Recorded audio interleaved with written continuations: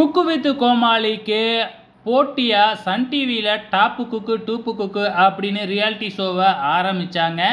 இந்த reality show ஆரம்பித்த உடனே முடிக்கிற மாதிரி கொண்டு போயிடுவாங்களாட்டுக்கு. ஏன்னா டாப்பு குக்கு டூப்பு குக்கில் இது வரைக்கும் 3 எலிமினேஷன் நடந்து முடிஞ்சிடுச்சுங்க.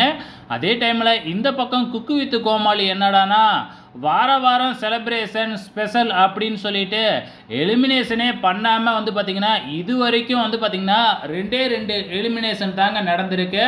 ஆனால் எபிசோட கிட்டத்தட்ட 15-16 எபிசோடு 16 வீக்கை தாண்டி போய்கிட்டு இருக்கு. ஆனால் இது நாள் வரைக்கும் 2 எவிக்ஷன் தான் நடந்திருக்கு.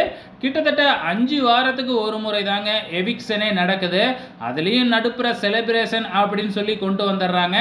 ஆனால் இங்கே சன் டிவியில் நடக்கிற டாப்பு குக்கு டூப்பு குக்கில் அப்படிலாம் இல்லைங்க. இது நாள் வரைக்கும் செலிப்ரேஷனே வரவே இல்லை.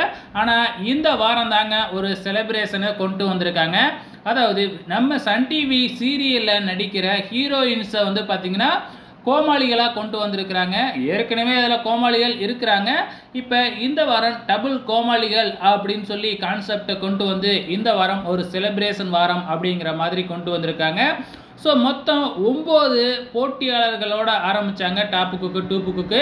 இப்போ 3 போட்டியாளர்கள் எலிமினேட் ஆகிட்டாங்க. மீதி இருக்கிறது பார்த்திங்கன்னா 6 பேர் தான். அப்போ ஃபினாலேவுக்கு எப்படியும் 5 பேர் இருப்பாங்க. இன்னொரு எவிக்ஷன் நடந்தது அப்படின்னா டைரெக்டாக ஃபினாலே போகிறதுக்கு கூட வாய்ப்புகள் இருக்குது. வெயிட் பண்ணி பார்க்கலாம் என்ன நடக்க போகுதுன்னு.